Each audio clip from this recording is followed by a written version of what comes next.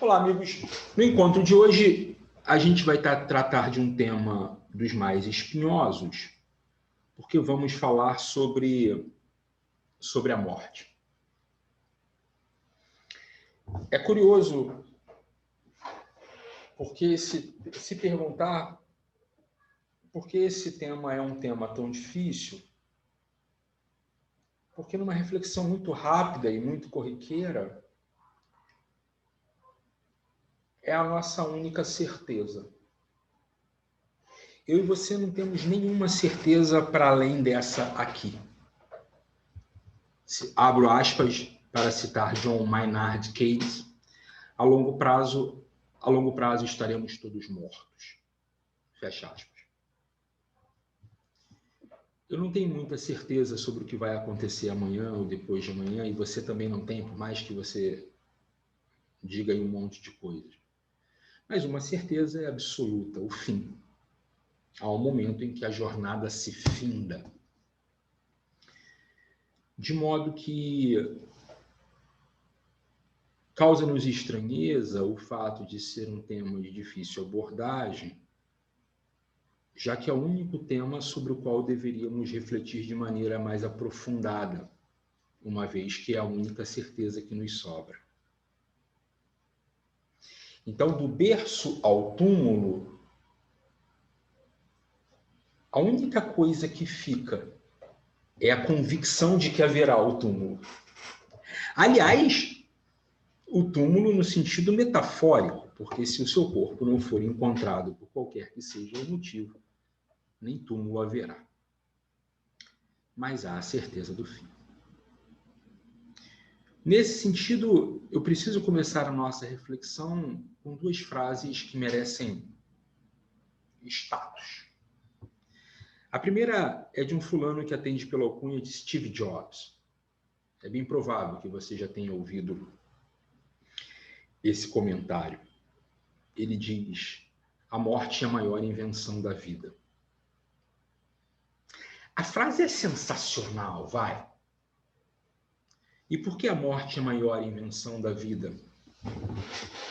Porque a morte, ao dar a certeza do fim, obriga-nos a todos a cumprir, pelo menos para si, a promessa de uma existência. Ao termos a completa absoluta da finitude, precisamos estabelecer para a gente a ideia de um passo a passo que nos leve a algum lugar, qualquer que seja esse lugar. A outra frase que quero apontar antes de iniciarmos propriamente o nosso colóquio é de ninguém menos que Gilberto Gil. E Gil vai dizer: eu não tenho medo da morte. Eu tenho medo de morrer.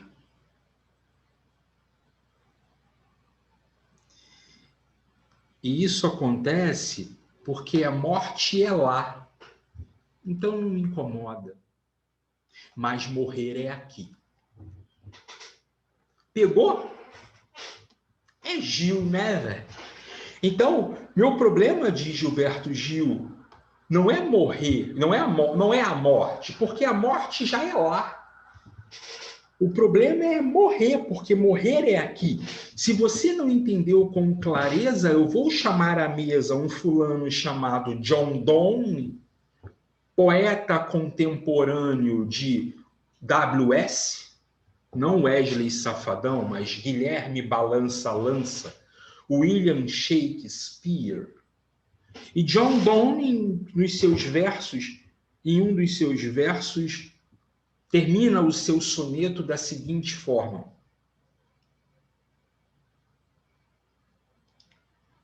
após curto sono, acorda eterno o que jaz, e a morte já não vive.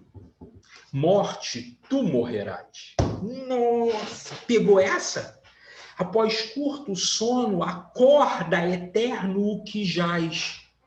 Morte, já não vives. morte, tu morrerás. Eu não sei se você pegou a treta, mas na perspectiva de John Donne, existe a vida eterna. E se existe a vida eterna, a morte é só uma espécie de trampolim. Quem morre é a morte, porque você vive. O problema, portanto, deixa de ser a morte, passa a ser tão somente morrer, porque a morte é lá, mas morrer é aqui. Após curto sono, acorda eterno que jaz. E a morte já não vive, morte, tu morrerás. Na perspectiva de John Donne, quem morre é a morte. Se você faz parte do seleto grupo que acredita em uma vida eterna, a morte para você não é um problema, porque ela é tão somente um trampolim para a eternidade. O problema, portanto, deixa de ser a morte, porque ela é lá, e passa a ser morrer, porque morrer é aqui. Ainda nem começamos e já há reflexão suficiente para você pensar o resto do dia. Mas vamos entrar nesse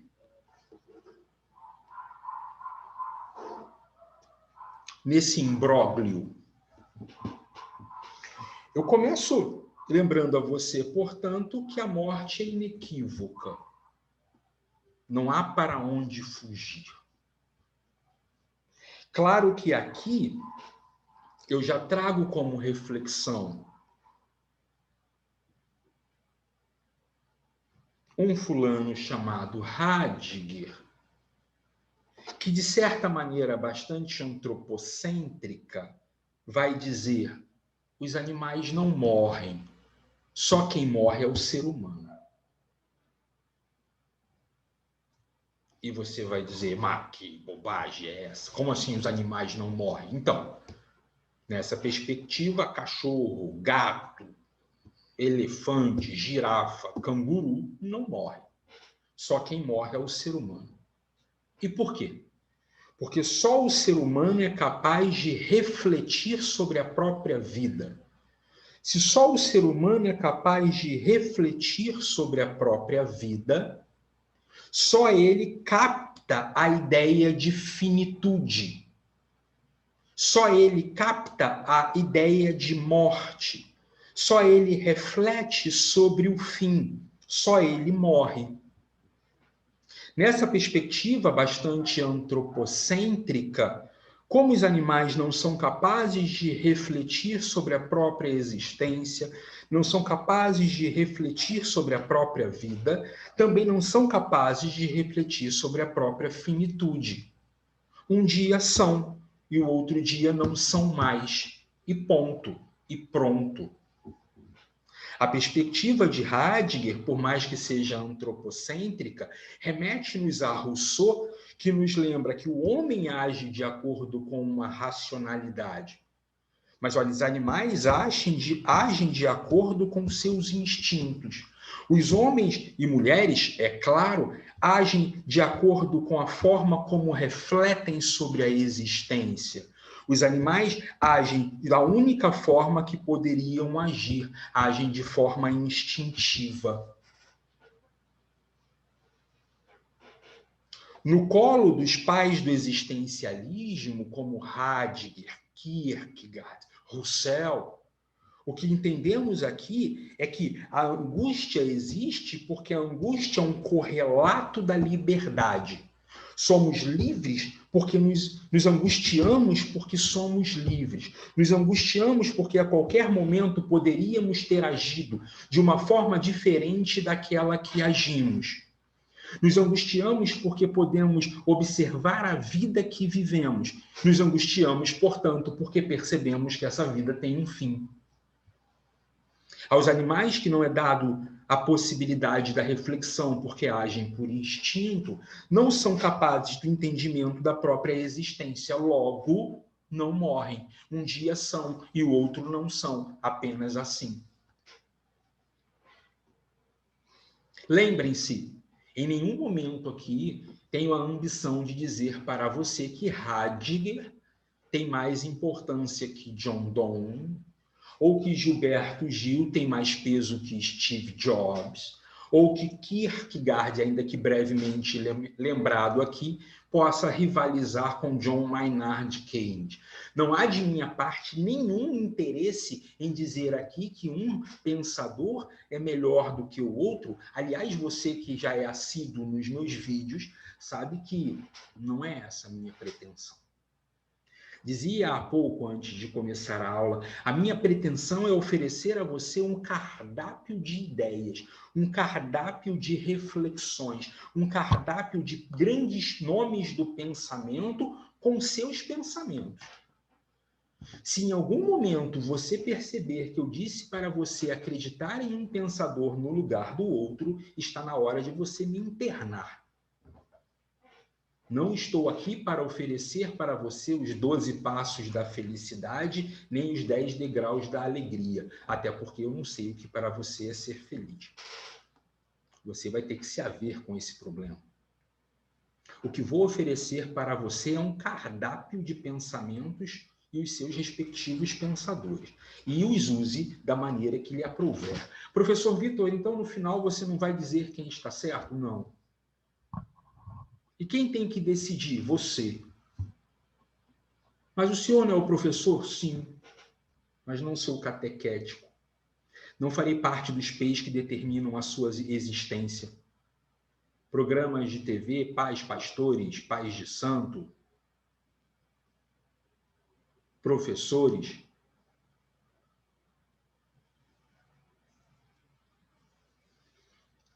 Não seja covarde, vai. Assuma as rédeas da própria existência e vai para dentro. Não me responsabilize pelas escolhas que devem ser suas para a existência que é a sua. Continuemos, portanto. Dado o fato de que não há jeito, todos nós aqui em algum momento precisaremos morrer, inclusive fica a pergunta no ar, quem de nós vai primeiro? Né? Já pensou? Porque aqui alguém tem que ir primeiro. Inclusive você agora que me assiste, que não está no gravado. Inclusive é possível que agora você já esteja assistindo um vídeo de alguém que já se foi. Eu não sei em que momento da história você assistirá esse vídeo. Pode ser que o professor Vitor já não esteja entre nós e tenha ficado tão somente esse rastro dado pelos avanços midiáticos. É possível até que eu já seja famoso no seu tempo, porque enquanto vivo não era. Legal, né? Ficou aqui um vídeo para o futuro. Continuemos. Se todos nós morreremos, qual é a próxima pergunta? A próxima pergunta é: provocaremos isso ou isso será provocado por outra pessoa ou circunstância? Quem provoca a própria morte, a gente costuma chamar de suicídio. Suicida é, por definição, aquele que provoca a própria morte. Aquele que deliberadamente causa o próprio fim.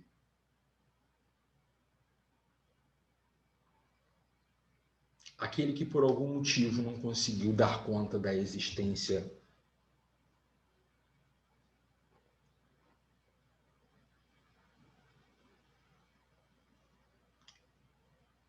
a partir dali. Acontece a cada 40 segundos. A gente finge que não vê, o que faz com que, na verdade, esses números sejam muito maiores. A cada 40 segundos é o dado da Organização Mundial de Saúde. Mas acredite, é mais. É muito comum colocarmos na conta de acidente aquilo que, na verdade, foi uma escolha. A temática é dura. Eu tenho um vídeo que trata exatamente sobre esse assunto, inclusive. É dura porque quando é próximo da gente, machuca mais. Eu era adolescentezinho, perdi um amigo que se matou. Ainda é comum nos dias de hoje eu me perguntar: que telefonema eu não dei? Que visita eu não fiz? Em que momento eu poderia ter estado ali, cara?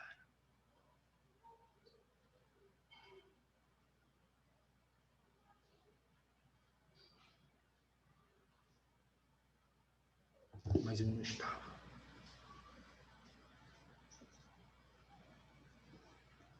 Do jogo.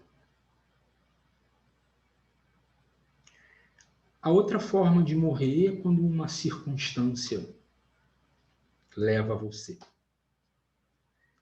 Essa circunstância pode fazer parte do passo a passo da vida. Nasce, cresce, envelhece, reproduz e morre. Quando é assim, parece que dói menos, parece menos abrupto, parece que se cumpriu.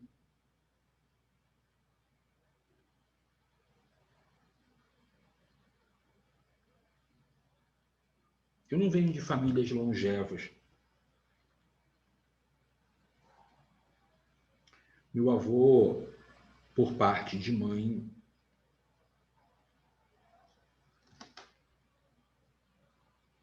quando estava perto de morrer, ficou claro para todo mundo, ele já estava muito doente. Mas havia no ar ali uma ideia de que tá bom, cumpriu, criou filhos, netos, chegou a ver a bisneta.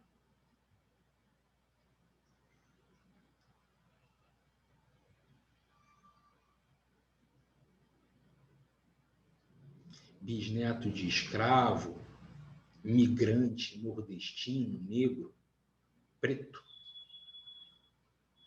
Fez o que tinha que fazer. Me permitiu estar aqui diante de vocês com valores como o trabalho que carrego inscrito. É aquele momento em que você quase que entende a morte. Diferente daquele outro em que a vida é ceifada pelas próprias mãos. Claro que acontece também, às vezes, da vida ceifar.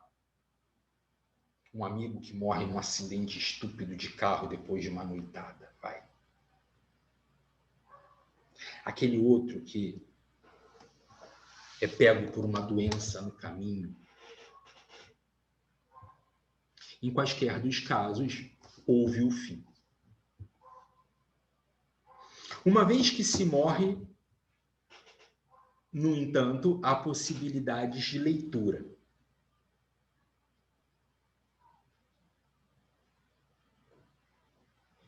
Para alguns, acabou. Somos uma espécie de chacoalhar de aminoácidos, sabe? Um emaranhado proteico a caminhar pelo mundo. Do pó viemos, para o pó voltaremos. Entenda esse pó como aminoácidos que se conectam até formar proteínas, que têm voz como você e eu. Uma hora tudo começou, e vai, uma hora tudo tem que terminar. E aí, quando você vai ver lá o corpo, é só um corpo que está ali, porque é só um corpo que sempre esteve. Não veio de nenhum lugar, não vai para nenhum lugar. É o fim. Para esse grupo, esse seleto grupo, é mais duro, né?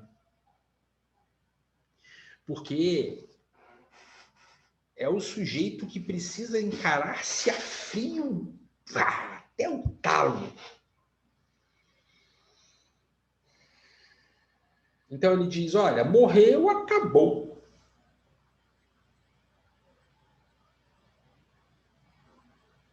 Mas há aquele grupo que não. que diz, não, não sou desses. Para mim, morreu. Tem uma outra coisa que eu não sei o que é. Então, eu quero que você entenda os passos que demos até aqui na orientação do discurso.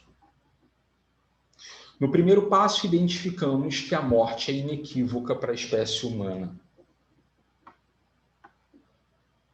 No segundo passo, identificamos que essa morte pode ser provocada, chamamos de suicídio, ou essa morte pode acontecer por alguma causa, por algum evento exterior a esse indivíduo. Pode ser a própria velhice, pode ser uma doença, pode ser um acidente. Uma vez que esse fulano, essa fulana morra, há duas possibilidades. Absolutamente nada acontece, porque você é só um emaranhado proteico a passear pelo mundo, ou alguma coisa acontece que você não sabe exatamente o que é.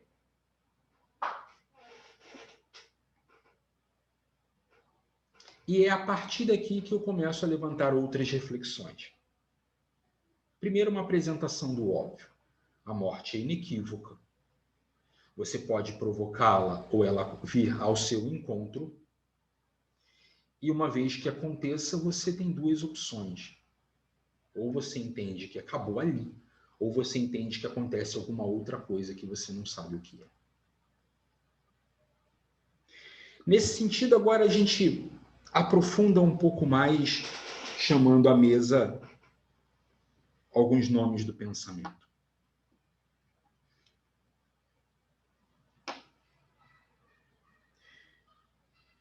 Eu vou começar por um fulano chamado Platão. Para Platão, nós somos dois. Nós somos divididos em duas partes. Uma parte conectada com as ideias. Uma parte conectada com o que há de perfeito. Uma parte conectada com o que há de mais refinado. A outra parte, uma parte inferior, conectada com as sensações, conectada com o que é imperfeito, conectado com o que sofre, com o que se despedaça, com o que se perde. Quando pensamos, quando refletimos, quando exercitamos a razão, quando filosofamos, portanto, nos aproximamos desse mundo das ideias. Mas quando comemos, bebemos, vamos ao banheiro, dormimos, nos conectamos com esse mundo das sensações. A morte é o exato momento em que o corpo e a alma se separam. A morte é o exato momento em que essa parte ligada às ideias e essa parte ligada às sensações, essa alma e esse corpo se desconectam. Ao filosofar, portanto, ensina Platão, aprendemos a morrer. Porque ao filosofar, ao refletir, ao pensar, nos aproximamos da ideia e nos distanciamos das sensações. Ao vivermos o cotidiano distantes da reflexão, do pensamento, da filosofia, estamos muito mais próximos das sensações mais inferiores, menos refinadas, de menor relevância. Morrer, portanto, filosofar, portanto, é aprender a morrer, é aprender a descolar a reflexão, o pensamento, a alma da sensação, das sensações do corpo. Foi? a gente sai do pensamento platônico e dá um passo em direção a um pensamento muito, muito difícil e muito elaborado de um fulano que atende pela alcunha de Jesus e veio da cidade de Nazaré. Assim como Platão de Atenas, Aristóteles de Estagira, Erasmo de Roterdã, Leonardo da Vinci, Miguel de Cervantes, Jesus de Nazaré. E Jesus propõe uma reflexão que é hardcore e é vencedora, porque é a reflexão que mais a mais se espalha pelo mundo.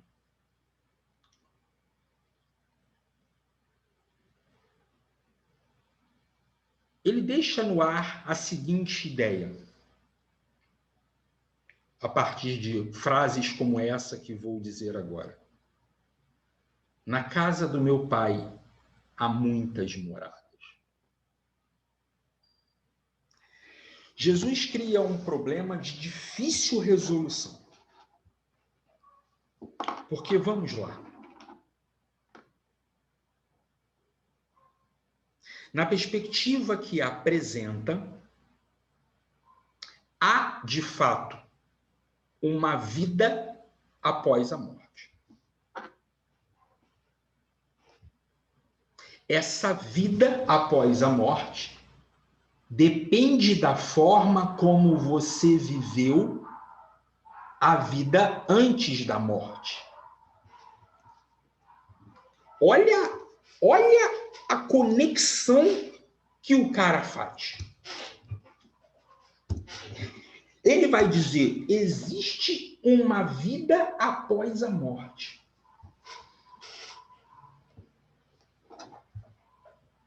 A vida após a morte que você vai levar depende da vida antes da morte que você teve.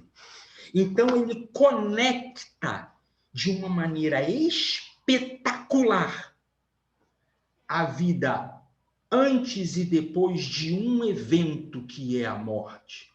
A morte como uma espécie de interdito, a morte como uma espécie de muro, a morte como uma espécie de barreira, a morte como aquilo que funciona como trampolim entre o que é temporal e o que não mais é temporal, entre o que é espacializável e o que não é mais espacializável, entre o que acontece antes e o que acontece depois. Retomando John Donne, após curto sono, acorda eterno que jaz, a morte já não vive, morte tu morrerás. Jesus de Nazaré apresenta um trampolim. Só que a maneira do depois é determinada pelo antes.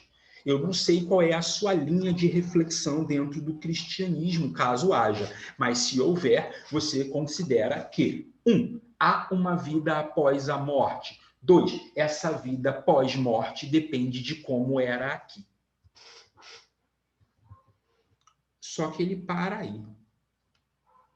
Ele deixa a treta para a gente resolver. O único indicativo que ele dá é: se fizer muita bobagem aqui, vai colher os frutos lá. E se fizer muita coisa legal aqui, vai colher os frutos lá. No mais, ele deixa o nosso encargo. Mas ao propor uma reflexão desse tamanho, olha a sacada do cara. Eu sou fã, né? Então, com ele eu falo assim com mais empolgação. Porque olha a sacada. Ao propor que o inequívoco, que o inevitável, que é a morte, é um divisor de águas entre um aqui e um lá, e que esse lá depende de aqui, ele promove um descolamento entre a vida que se quer viver e a vida que se vive. Porque se o lá depende do aqui, você não deve revidar o tapa. Se o lá depende do aqui, você tem que perdoar. Se lá depende do aqui, né? Você tem que andar 10 mil passos se o fulano pedir 1.000. Você tem que dar a túnica se ele pedir o manto. Você tem que oferecer a outra face. Você tem que... Porque se o lá depende do aqui, e agora eu vou retomar Pascal para aprofundar a discussão, se lá depende de aqui, e lá é eterno e aqui dura 100 anos, o que são 100 anos de esforço perto da eternidade? Se lá depende de aqui, e aqui é temporalizável, e aqui é espacializável, todo esforço de aqui é pequeno, perto do que há de acontecer lá, que é para sempre. Todo investimento, portanto, feito aqui, seja lá pelo tempo que for, será muito bem pago, muito bem recompensado no lá, que é uma eternidade. Olha que reflexão sensacional. É nessa esteira que muito mais tarde virá um fulano chamado Agostinho de Hipona, que por ocasião da morte de sua mãe, recebia e consolava os convidados. E os convidados chegavam e diziam: Agostinho, você não está triste? A sua mãe, a Mônica, morreu. E ele dizia: estou muito triste. Mas eu não sei se você entendeu, dizia Agostinho. Metade do problema está resolvido. Porque ela já foi, agora só falta eu. E em breve seremos os dois na eternidade, não mais limitados por uma temporalidade, não mais limitados por uma espacialidade. Ela se foi, agora só falta eu. Espetacular. Espetacular.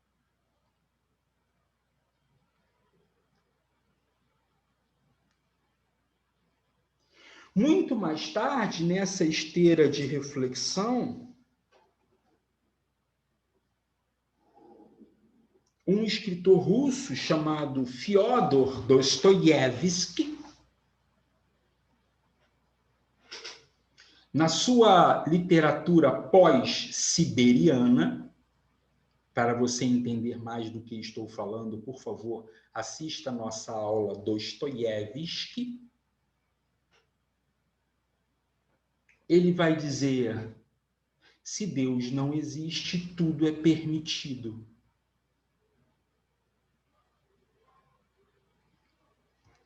O que ele está dizendo é: se não existe um depois, se não existe um pós-morte, se não existe algo que vincule aqui e lá, não há necessidade de uma preocupação desse descolamento da vida que se quer viver da vida que se vive. Se Deus não existe, tudo é permitido. O que nos propõe Dostoiévski sob o guarda-chuva de sua frase? Ora, se não há lá, por que raios eu haveria de me preocupar com aqui? Se não haverá colheita, por que raios eu deveria me preocupar com o plantio? Se não há consequência, por que raios eu deveria me preocupar com a causa? É nessa esteira que vem personagens como Ivan Karamazov. Não há problema na arquitetura do crime. E não há problema na arquitetura do crime, porque tudo que eu tenho que resolver está aqui. E não há de ter uma consequência lá. Se Deus não existe, tudo é permitido.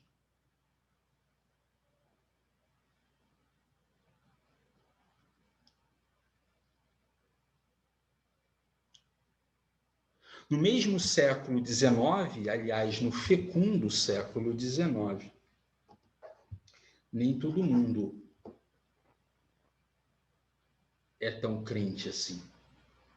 Nem todo mundo é tão fervoroso. E para mostrar isso, eu vou trazer para a mesa um fulano chamado Sigmund Freud.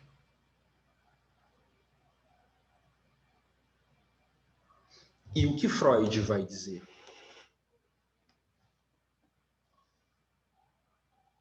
Freud vai dizer, então, não há motivos para você acreditar na felicidade. A vida é caracterizada por uma decrepitude. Com o passar do tempo, você será cada vez menos do que é. É caracterizada por perdas. Você perderá coisas, perderá pessoas. E inequivocamente é caracterizada pela morte. Nesse momento, é claro que você pode recuperar décadas, séculos, milênios de tradição e dizer, Doutor Freud, se a morte é o fim, se a morte põe fim ao chacoalhar de aminoácidos, ao resultado proteico que somos, se após a morte não se anuncia nenhuma outra aventura que não essa que já tenhamos vivido até aqui, por que raios eu haveria de ter uma vida minimamente preocupada com as questões de ordem moral e ética?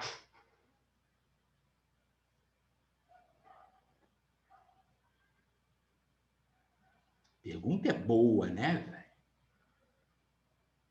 E Freud responderia: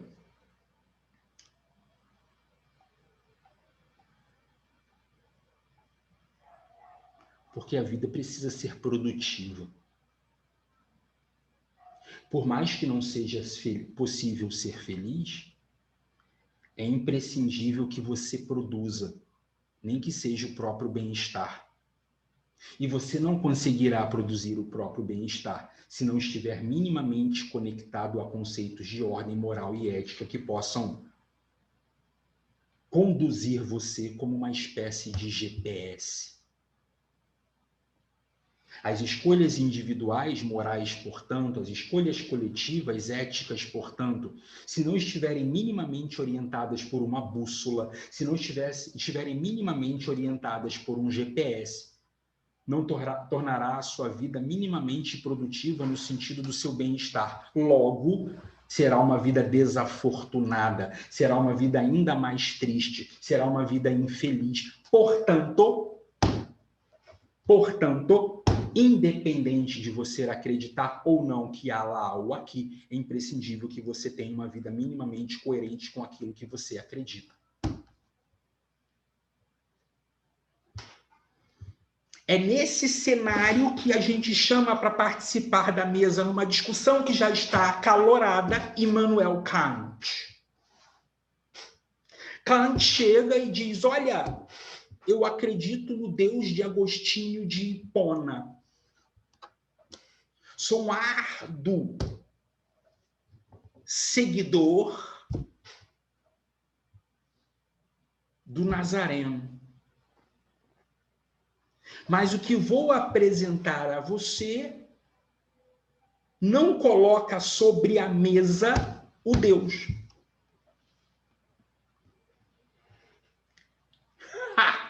Por quê?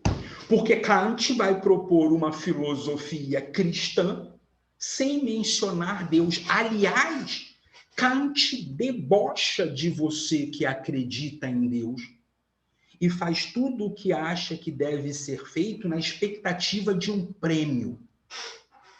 Ele diz, se você é o tipinho de gente que vive a vida de maneira coerente e adequada, seguindo à risca as decisões individuais, morais, portanto, e coletivas, ética, portanto, porque acha que vai receber um prêmio no pós-morte, você tem a dignidade de um abacate.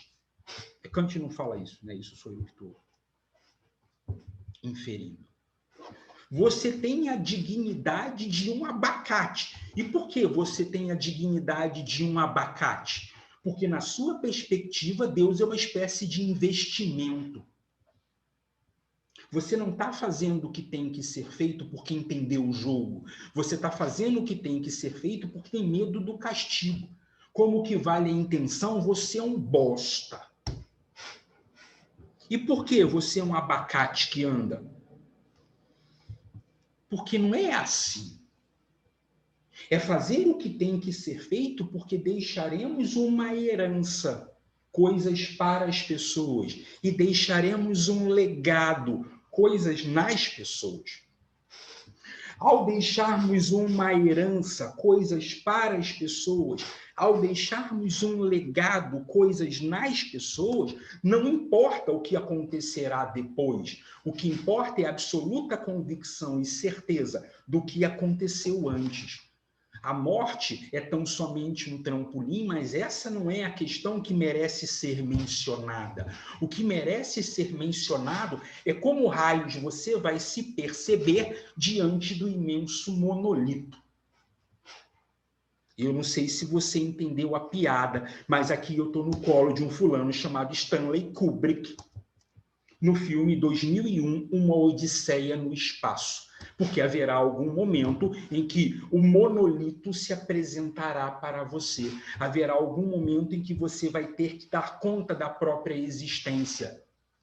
E a questão fundamental aqui não é se você vai precisar dar conta da própria existência diante de um Deus soberano. A questão é que precisaremos dar conta da própria existência diante da nossa existência. O imenso monolito como uma espécie de arquitetura de tudo que fizemos ao longo de uma vida.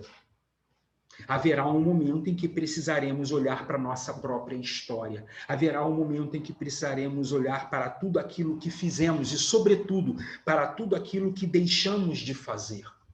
E é esse momento o momento do juízo, é esse o momento em que haverá o julgamento, é nesse momento que estaremos todos sentados no tribunal da própria consciência.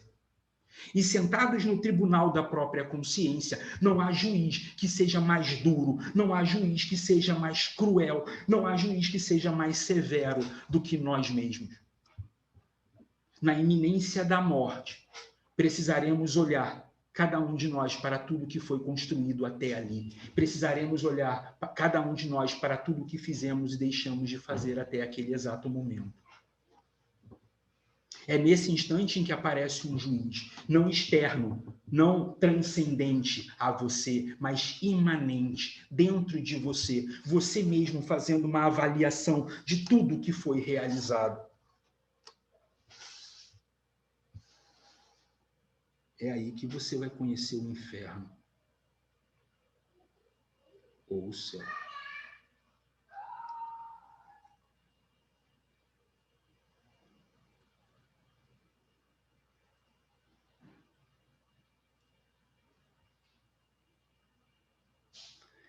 Já que estamos no século XIX,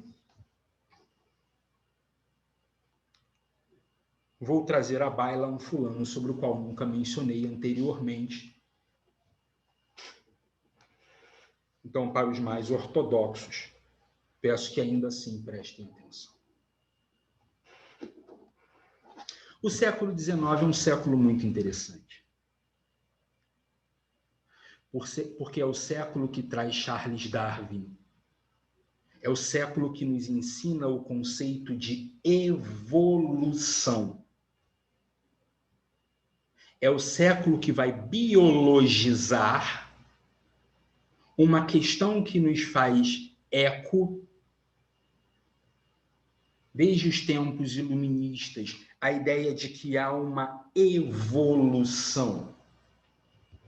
Também é no século XIX, sobretudo na segunda metade do século XIX, diante da segunda fase da Revolução Industrial, que aparecem conceitos como eletricidade, corrente elétrica, magnetismo. É justamente nessa época que aparece um fulano chamado Auguste Comte. É ele quem vai propor a frase que dá origem às letras de nossa bandeira dos aproximadamente 200 países do mundo. Pouquíssimos têm algo escrito na bandeira. O nosso tem. A frase é de um fulano chamado Auguste Comte. É ele quem vai dizer: ordem por princípio, amor por meio, progresso por fim. Ordem por princípio. Se houver ordenação, a ordem é o princípio. Amor por meio. Esse princípio precisa estar atrelado a um amor. E se houver a ordem por princípio e o amor por meio, o desdobramento é o progresso. É nesse cenário de evolução, é nesse cenário de eletricidades e magnetismos, é nesse cenário de atrelamento entre ordem, amor e progresso que aparece um fulano que vai ser chamado mais tarde de Allan Kardec. Allan Kardec traz um problema que é antigo, mas tenta resolver a questão. Qual é o problema antigo? A morte. E o que acontece depois dela? Tenta resolver esse problema em 5 livros. E de que maneira ele tenta resolver esse problema? Ele conversa com aqueles que já morreram. Não vou entrar aqui na discussão se é falso ou verdadeiro. Você precisa ler a obra para tecer comentários a respeito dela. Eu as li, mais de uma vez, inclusive. Não está em discussão aqui, portanto, a ideia de se é falso ou verdadeiro, mas a proposta. E qual é a proposta? 1. Há a morte. 2. Há uma vida após a morte. E até aí, nada de novo sob o céu. Mas, nessa perspectiva, esse pós-morte pode ser inteligível. Esse pós-morte pode ser percebido.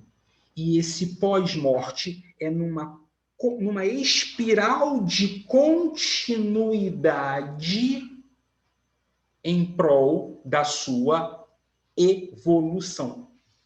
Percebeu a nomenclatura? Evolução. Então, ao morrer, você não se transforma em outra pessoa. Ao morrer, você não se transforma em outra coisa. Ao morrer, você continua como você era. A morte como uma espécie de trocar de roupa. Você morre gente boa e continua sendo gente boa, só que agora em outro lugar. Você morre escroto e continua sendo escroto, só que agora em outro lugar. A morte é o fim de uma materialidade e o começo de uma imaterialidade. Até aí nada de novo. O que há de novo é a proposta de uma contínua evolução como forma de aprimoramento das individualidades. Aprimoramento das individualidades. Então, se você caminhou no sentido de ser melhor, vai continuar caminhando no sentido de ser melhor. Mas se você caminha no sentido de ser escroto, continuarás a escrotidão. É claro que Kardec chama atenção para o fato de que não se retrograda.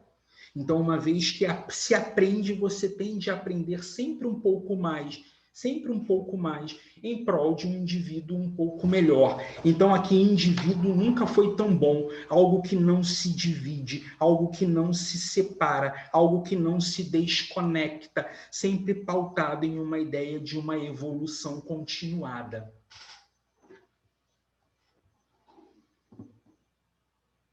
Tá claro? Hoje foi um dia, está sendo um dia que estou trazendo à baila muitos nomes. É porque o tema tem razoável complexidade e gostaria de deixá-los aqui muito amparados para que possam se servir nesse cardápio. Para dar fim ao nosso colóquio, trarei à baila um fulano que atende pela alcunha de André Comte Sponville. André Comte Sponville, assim como seu parceiro de viagem Luc Ferry, apesar de serem diametralmente opostos e brigarem em livros, discutirem em livros, brigando um com o outro, André Comte Sponville espinosamente certo e Luc Ferry kantianamente certo.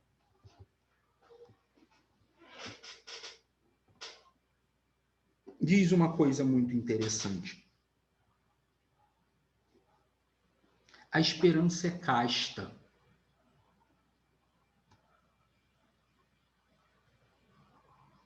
Quem tem esperança não tem. Eu já explico.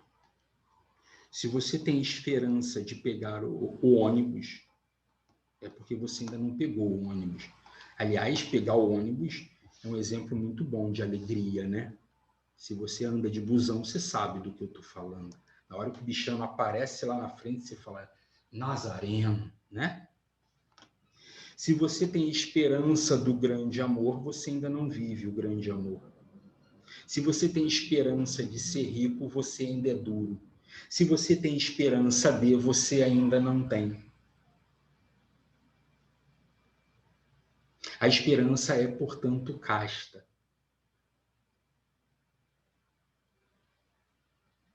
André Comte Sponville propõe uma felicidade sem esperança.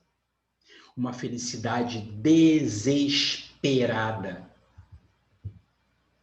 Felicidade desesperadamente.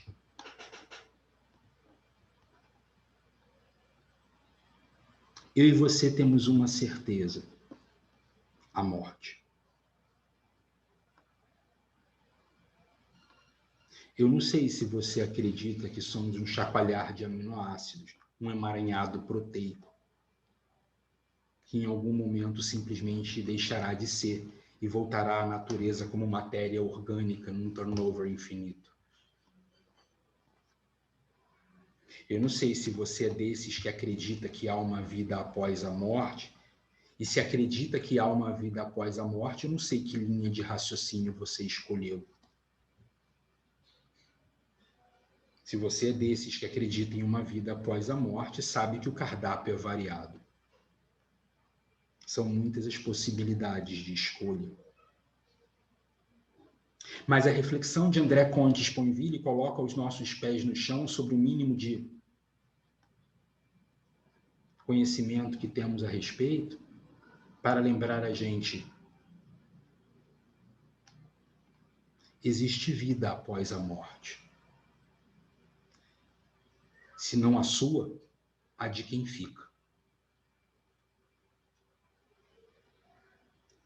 Quando eu e você não estivermos aqui, seja para virar matéria orgânica que vai compor a árvore, ou para continuar a saga em outro plano, qualquer que seja ele, em qualquer que seja a condição, eu e você não podemos negar alguma coisa.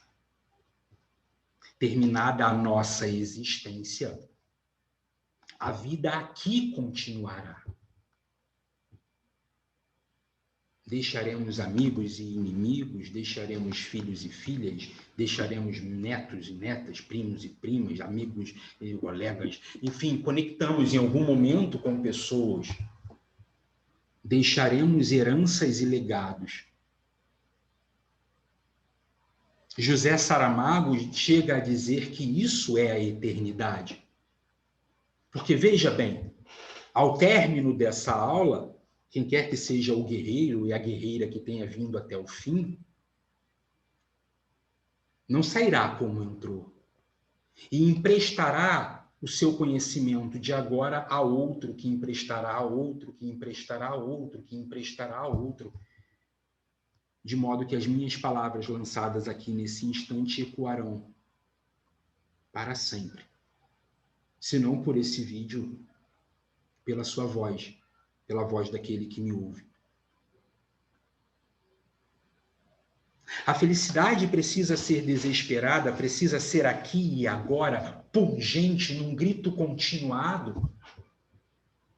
Porque ainda que acreditamos que há algo depois da morte, é inequívoco entender que o tempo que estamos aqui é precioso demais. É precioso demais a conexão com o outro. É preciosa demais a relação com o outro. É precioso demais esse instante de agora. Tenho gritado a todos os cantos: não se deixem pasteurizar. Não sois máquinas, homens é que sois, porque deixaremos herança. Coisas para as próximas gerações. Deixaremos legados, coisas nas próximas gerações.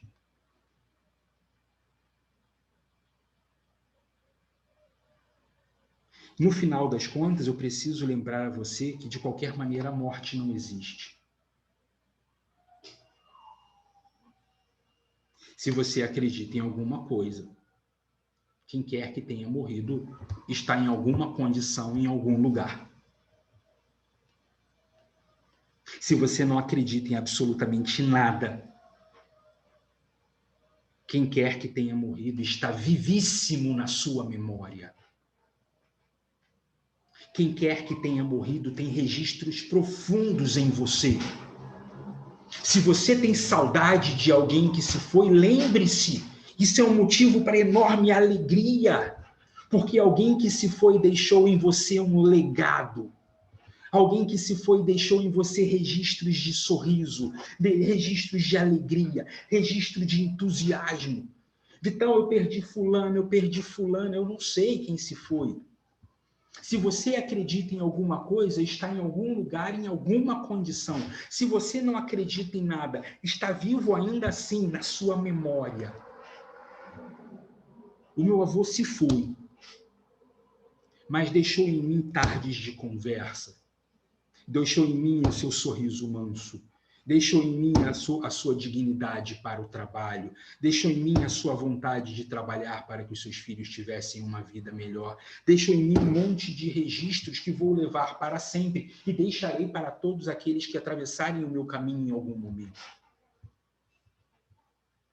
A morte não existe porque, no final das contas, estamos todos vivos de alguma forma, porque conectados estamos com toda a nossa ancestralidade.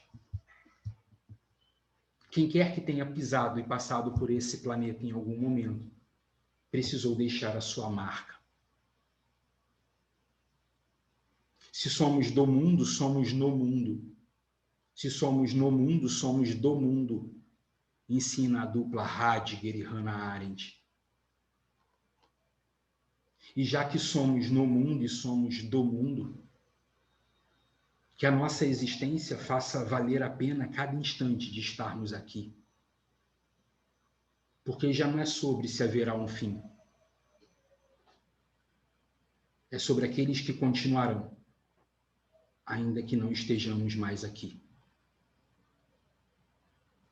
É sobre aqueles que levarão pedaços de nós. Tenhamos virado moléculas de carbono espalhados pelo mundo, ou estejamos nós em alguma condição, em algum lugar.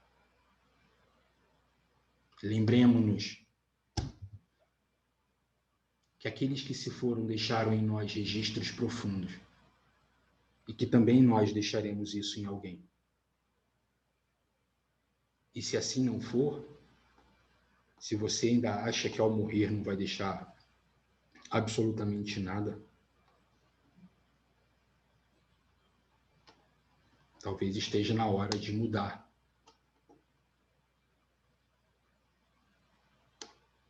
Porque tem muita gente que já morreu. Apesar de aparentemente estar vivo. Tem muita gente que já se foi. Apesar de andar pelas ruas. Não é à toa que é essa geração, a geração que recuperou e dá cada vez mais força aos zumbis. Porque somos cercados por eles. Homens e mulheres que já morreram porque os olhos não brilham mais. Homens e mulheres que já morreram porque o coração não sente mais. Homens e mulheres que já morreram porque o coração já não bate, nem apanha. Endureceram-se. Zumbis andando para cima e para baixo, cuja reflexão sobre a vida e morte já não importa. Já estão mortos em vida. Citando Golda Meir, a vida é muito curta para ser pequena. É preciso que saiamos da condição de zumbis. Homens e mulheres mortos por dentro, caixas vazias a dar passos, cumprindo burocraticamente o ato de existir. Se você é desses que não vê a hora de chegar o final de semana, é só mais um a se matar em doses homeopáticas. Anseia pela sexta-feira porque a vida é insuportável de segunda a quinta. Anseia pelo final de semana porque é ruim demais quando chega domingo à tarde. A vida é transformada numa espécie de grande pesadelo. Não precisa morrer para chegar ao inferno. Ele já está aí. Eu estou aqui para lembrar a você que é possível mudar isso. Eu estou aqui para lembrar a você que é possível uma vida interessante. Eu não sei se é possível uma vida feliz, mas é possível uma vida interessante. É possível uma vida que você tenha vontade de viver. É possível uma vida em que você faça reflexões do tipo, mas eu ainda não provei todos os sorvetes. Eu ainda não colhi o sorriso de uma criança hoje. Eu ainda não entreguei uma pétala de flor, já que uma flor inteira eu não estou conseguindo, Eu ainda não catei o sorriso de uma senhora no ponto do ônibus. Eu ainda não fiz graça com um bebê de colo. Eu ainda não tive a oportunidade hoje de ver aquele pôr do sol tão legal. Preferi olhar a vida como uma grande rotina em que não há mais vida, mas sucessão de dias. Preferi acreditar que cada vez que o sol cruza o céu, o mesmo mundo é iluminado. Preferi acreditar que já morri.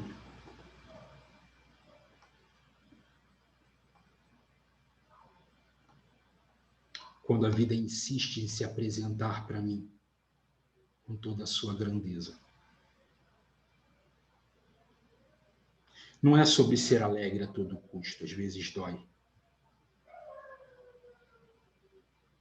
É sobre insistir para que seja um pouco melhor para mim, para o outro e para o mundo, todos os dias.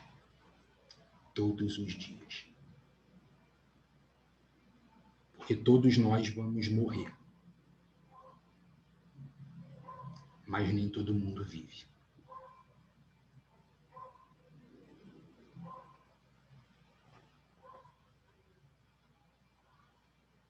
Foi? Um beijo enorme no seu coração e a gente se vê por aí. Tchau, tchau, gente.